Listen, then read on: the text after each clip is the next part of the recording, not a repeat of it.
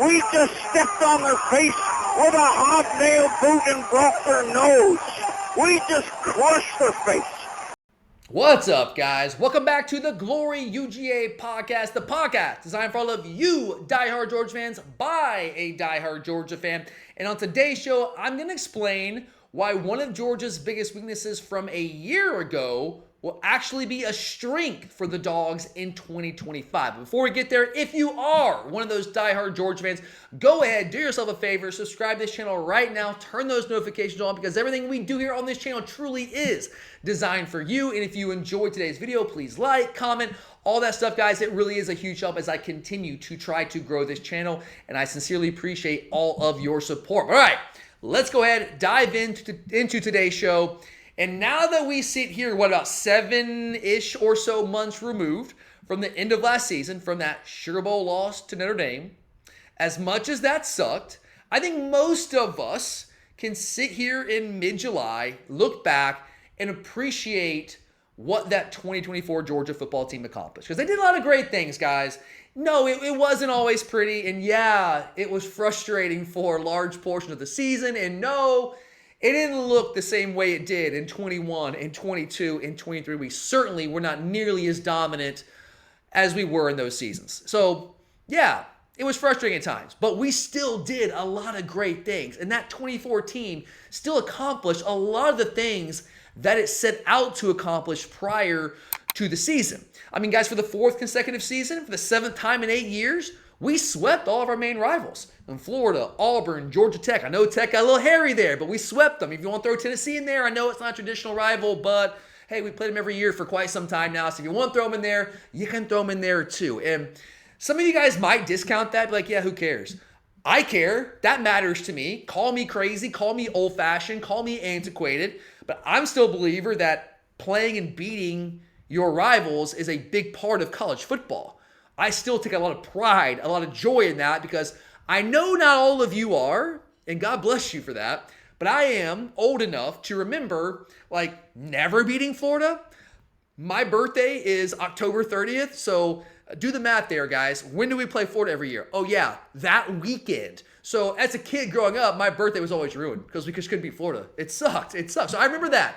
I remember a time where we struggled to beat Tennessee. So yeah, call me crazy, but I do still embrace and value beating those teams. I take a lot of joy, a lot of pride in that. And then beyond that, we went into Austin, Texas, knocked off the then #1 Texas Longhorns in their own house in a game that very few people in the country gave us any sort of chance of winning coming into that game. Anytime you can beat a #1 team in the country in a season, especially at their place, that's a big deal. That's a big deal for that Georgia football team. It's a big win for the program. But beyond that, that was just one game. But sure, we navigated one of the nation's most difficult schedules to not only make the SEC title game, but actually win the SEC championship. And we did that despite our starting quarterback getting knocked out for the game, going down for the count for the rest of the season on the last play of the first half, and a seldom used backup quarterback in Gunnar Stockton coming in and mounting a dramatic comeback to beat Texas and win the SEC title and earn us the #2 seed in the 12-team in the inaugural 12-team college football playoff. So yeah, this team did a lot of great things. It wasn't always pretty, but we did a lot of great things. But saying that, despite all those accomplishments, yeah, you can't get around it. The season did end with a little bit of a sour taste in our mouth because we did fall short of accomplishing that ultimate goal of winning a national title. And guys, that's where our program is right now. That's where we are. We've ascended to the mountaintop. That's where Georgia is as a program. We measure success by did you win a national title or not? For better or worse, that's kind of where we are as a program. And we failed to accomplish that goal last year. And we failed to accomplish it because as good as the 2024 team was, as many great things as they did, as much as they gave us to celebrate, we failed to win the national title because the 2024 team was fatally flawed. With the foremost of those flaws, in my opinion, you can disagree with me, there were a lot of flaws, but the biggest flaw for me being an utter inability to run the football. I've thrown these numbers at you guys at various points throughout the offseason, but I'll throw it at you one more final time here before we get to the 2025 season. We averaged a measly 124 rushing yards per game last year, guys, which was 60 yards fewer than the previous rushing output low by a Georgia football team in the Kirby Smart era. We only averaged 4.06, not 4.6, 4.06 yards per rush. Barely 4 yards a rush last year, which was a full half yard below the previous yard per rush low in the Kirby Smart era. We finished 15th. Georgia football finished 15th in the SEC out of 16 teams, by the way, in rushing yards per game. Well, yards per rush, hey, we finished 11th. Great job. Not so much. 11th in the SEC, 84th nationally in yards per rush. 3 games last year, we rushed for 80 or fewer yards. 6 games last year, we rushed for under 110 yards. 6 games last year, we rushed for under 4 yards a rush. Honestly, guys, if we're being real here, it's borderline miraculous that Georgia football team, some way, somehow, found a way to win the SEC title and overcome that shortcoming.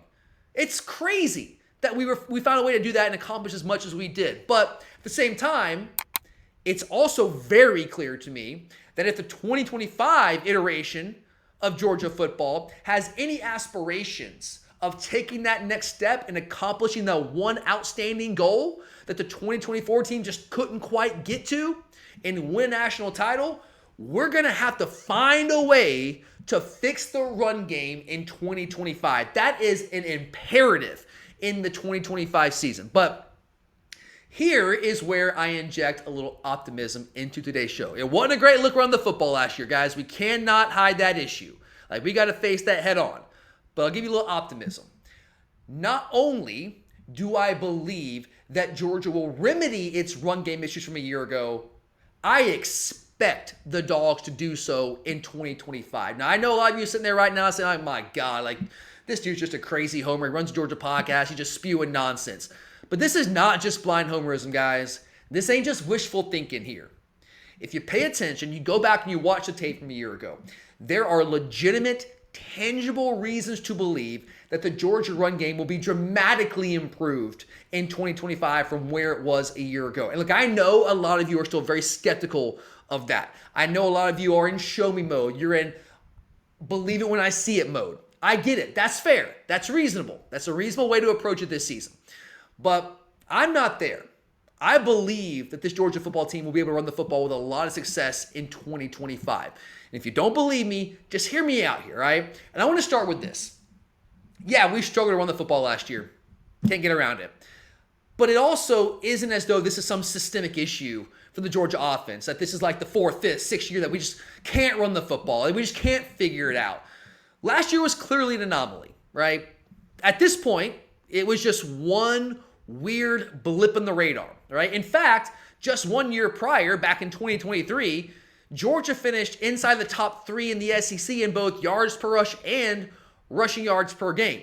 We finished 21st nationally, so fringe top 20 in the country in rushing yards per game. Finished 11th, so fringe top 10 in yards per rush 2 seasons ago, okay? This is not some systemic issue.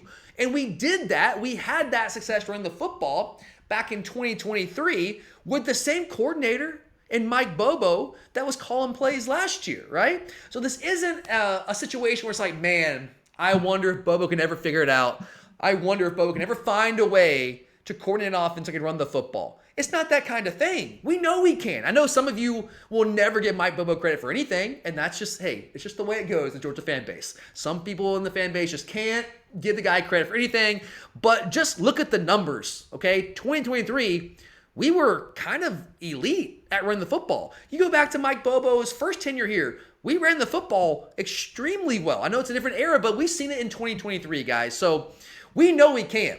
So if we have evidence that the guy calling plays can coordinate an offense that runs the ball well, what happened last year? How do you explain last year? Well, That's a big question.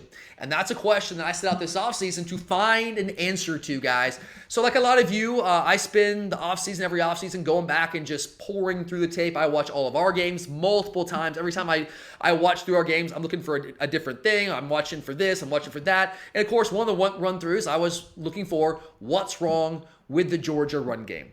And I'm going to try to simplify this for you so this episode doesn't take forever. But I boiled it down basically after an offseason of studying this to 3 general issues we had last year that kept us from being able to run the football. Number 1 is very, very simple. Offensive line injuries. You can call that a cop-out if you want to. That's fine. You can call it a cop-out, but it's reality, guys.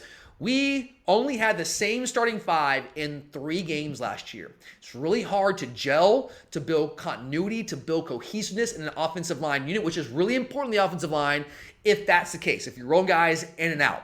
And some of our best offensive linemen missed time last year. Tate Ratledge, who might very well start for the Detroit Lions this year, goes out in week 3 and was never the same. Missed multiple games, comes back later in the year and was not remotely healthy. Got to give the guy credit for just gritting his teeth and just going out there and putting his body on the line for the team and for the fans.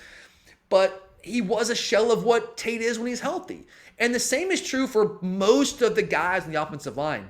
Like Dylan Fairchild, I know he didn't miss a game last year, but the guy was not healthy all season long.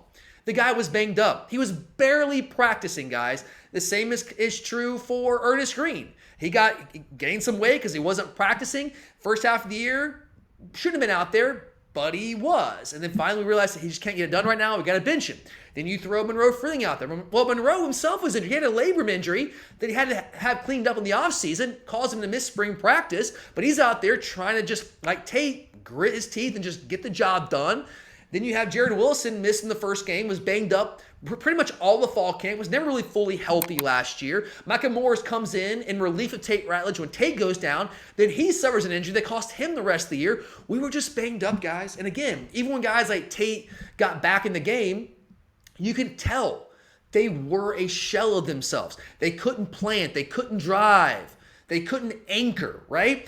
And I go back to the Ole Miss game. Like, that game is still very hard for me to watch because that was the single worst performance I've ever seen. And I don't use that word lightly. I've ever seen from a Georgia offensive line. But you go back and you watch it, guys, it's like it's injuries. Like, Tate shouldn't have been out there. And we had to pull him off the field. And yeah, their defensive line was great, and that was a part of it too. But we were overmatched, but we were overmatched in large part because we were just so banged up. And when you're banged up and you're going against one of the best defensive lines in the country, that's what happens. And that was a bad look to the point where, like, I still have nightmares about it. I can't really watch that game. So yeah, first and foremost, that was a huge problem for us. Then number 2, we were also consistently outnumbered in the box on standard downs. And this was really the case all season long. Like, going back to week 1 against Clemson, you saw it in week 1 in Mercedes-Benz Stadium. Now, we were still able to find a way to be effective offensively. We were able to, when they would stack the box, we were able to get some run plays that would bust out there, and there's nobody on the third level. Then you can spring a big one like Nate Frazier did, kind of run all over the place there in the second half. But it really kind of reared its ugly head week 3 against Kentucky. You guys remember that game, right? The one that we barely got out alive in, won by 1 point. The game where I died like 7 times in that stadium. Yeah, that game. Well, Kentucky, they played Georgia tough in Lexington. That's been the case for a couple of years now. But what they did very clearly in that game, their game plan was very clear from the get-go. It was to get bodies in the box and dare us to beat them one-on-one on the outside. They didn't think we could do it. And by and large, we couldn't. And they would stack the box and try to stifle our run game, suffocate our run game. And they had a lot of success doing that. And now, look, we dialed up plays down the field. And we had some guys get open. But it's also one of those games where I still can't quite explain it. It's still rather inexplicable to me that Carson Beck just went into a shell in that game. He was a deer in the headlights, man. He was seeing ghosts out there. Like, Bubba would dial up plays down the field, some shot plays when they're daring us to beat them down the field. And Carson just wouldn't pull the trigger in the first half, and it was a bad look, man, and we got nothing going in the first half. Again, the second half, we came out, we tried to take some more shots. Carson was a little bit more willing to put the ball in the air. We kind of opened things up a little bit, but that game kind of exposed the Georgia offense week 3 because team realized, okay, we don't have the guys out wide to consistently beat teams, to make them pay for stacking the box. And so we're just going to load the box on standard downs. We're going to suffocate the run game. We're going to get Georgia in third and long, and we're going to try to get off the field. And that was an issue that we faced all year long. And we never really had much of an answer for it, guys. We didn't, right? And it's a problem. Like when you're a coordinator, you can blame Mike Bobo if you want. I get it. He's a coordinator. At the end of the day, the buck stops with him, right? But it's hard to call plays. It's hard to run the football when you have unblocked defenders flying in from the second and third level consistently making plays. It's hard when you can't account for them in the run game, right? Now, it's incumbent upon the coordinator, yes, to find ways to neutralize that. RPO game is a big part of that. And we did run some RPOs. Now, we'd run some second and third level RPOs. We also leaned heavily, probably too heavily. I know a lot of you would say, and I'd probably agree with this, we leaned too heavily on the RPO screen game as a way to neutralize the numbers in the box, right? It's kind of an extension of our run game. If you got numbers in the box, we're just going to take it and we're going to throw the ball out to the perimeter. Okay, well, that brings us to problem number 3. Our perimeter blocking was downright dreadful last year.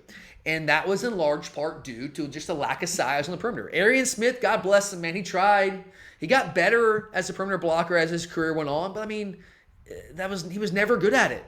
Dom Lovett, smaller guy like Arian, tried, just wasn't great at it. There was no Marcus Rosemy-Jackson out there. Dylan Bell was pretty good. Like, he was pretty good at that. But outside of him, not much. Like, a guy like Anthony Evans, we try to get on the field from time to time to give us some explosiveness where we can maybe make teams pay for stacking the box against us. But the guy who was out there couldn't block. You go back to the Notre Dame game, a game I've mentioned many times, a play I've mentioned many times this offseason where we're in the red zone driving the first half, trying to take a lead there, and he just completely whiffs on a block on third and short. Etienne is blown up in the backfield, fumbles the football, and it changes the complexion of the game. It changes the complexion of our season at that point. So that was a major issue for us as well. And then when you did have a couple plays that kind of sprung out a little bit, like you get past the first, second level in the run game, when we weren't blocking well enough on the perimeter to allow those like 9, 10, 11-yard plays spring out into like 50, 60, 70-yard house calls. The way that we saw back in like 2017, 2018, right? And even like in 2021, sometimes in 2022. You didn't see that last year because we weren't blocking well enough on the perimeter. So if you want to know why Georgia struggled to run the football last year, those are your 3 primary culprits. Are there other little things involved too? Of course. But to me, those are the 3 biggest issues. But here's the thing, guys. A little more optimism here.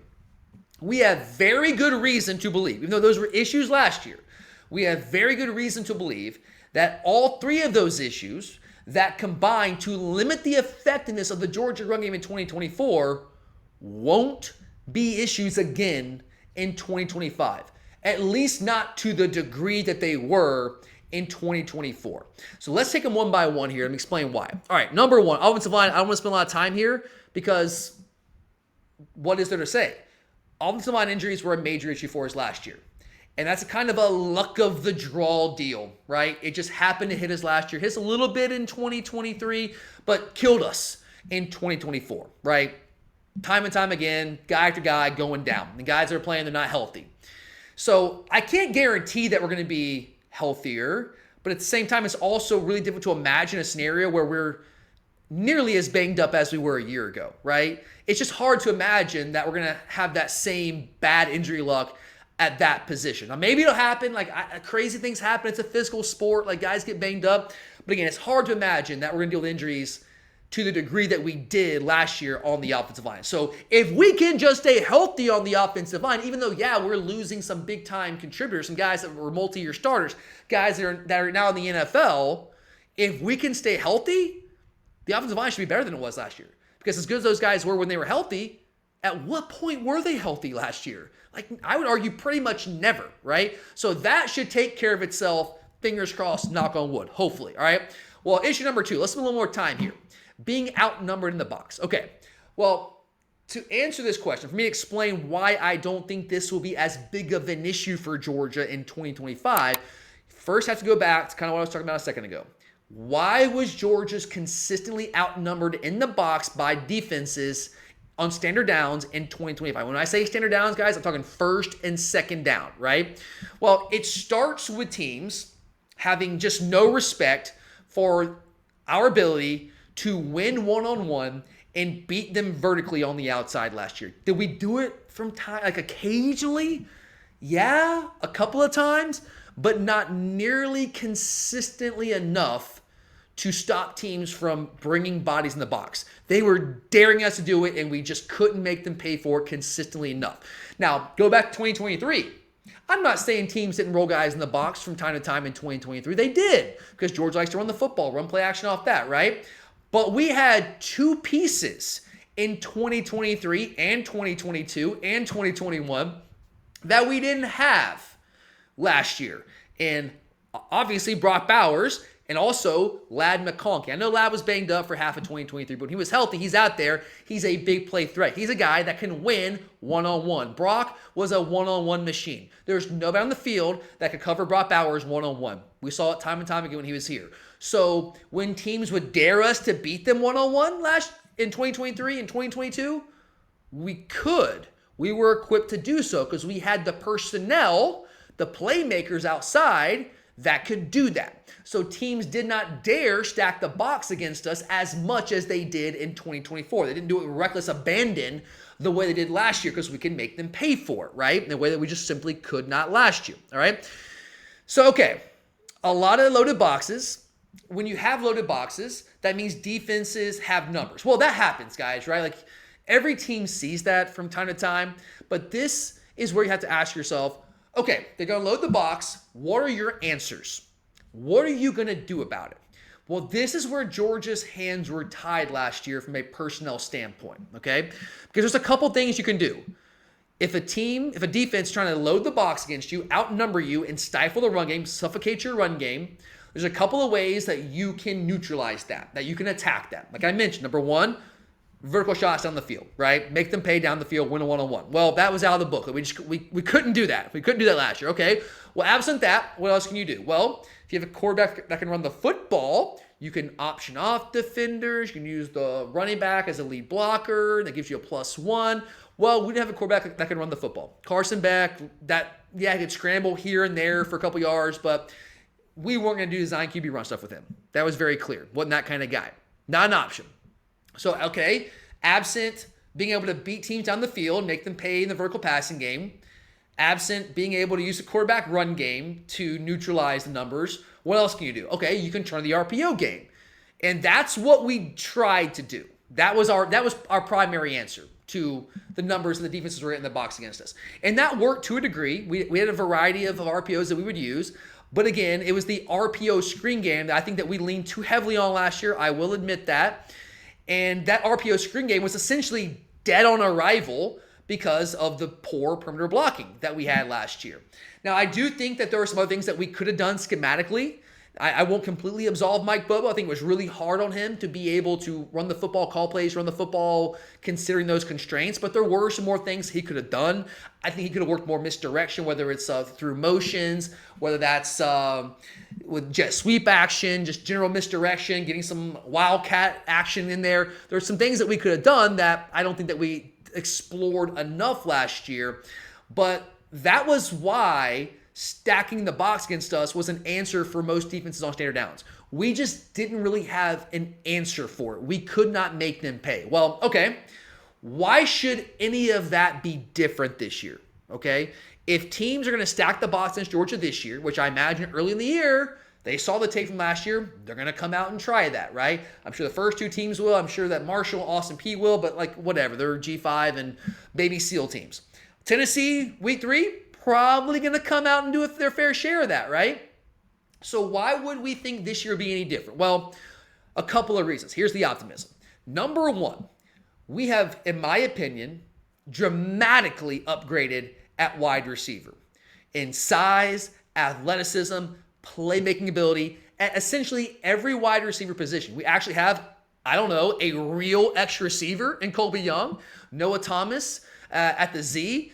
You actually now can take Dylan Bell, who's playing out of position of the X, and put in more Z. And in the slot, you have Zachariah Branch come over from USC in the slot, give you some more explosiveness in that position. Jeremy Bell, an explosive playmaker, big play waiting to happen at that position. London Humphreys can do some big things in year 2 at the Z, and also I think he maybe plays some X for us as well. You got some young talented freshmen in C.J. Wiley and Talon Taylor. Those guys can make plays as well. We have dramatically upgraded at wide receiver, right? So now we have much more of the ability to win one-on-one on the outside. So if defenses want to roll guys in the box, and they want to play with a single high safety look, and dare us to beat them one-on-one on the outside?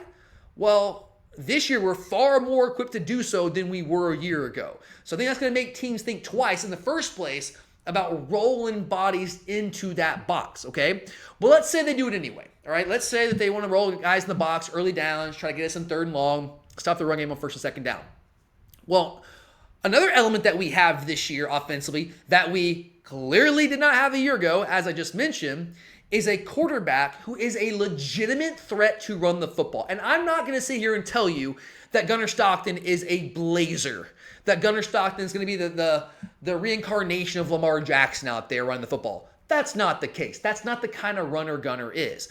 But Gunnar is very capable of implementing a design QB run game. He's a good athlete, not an elite athlete, but a good enough athlete. I kind of equate him to I think Jackson Dart from a year ago. Like if you watch Jackson Dart at Ole Miss, Jackson Dart is not a dynamic athlete at the quarterback position, but he was functional enough. He was capable enough of running the football. And he ran with authority and run with some power and was athletic enough that it served the function of keeping defenses honest. And that's kind of what I see Gunnar Stockton being. He's not the most dynamic athlete, but like Jackson Dart, he's certainly functional in that regard. He's athletic enough, and he can put his pads down, run behind his pads, put his shoulder down, and run through some people, fall ahead for tough yards.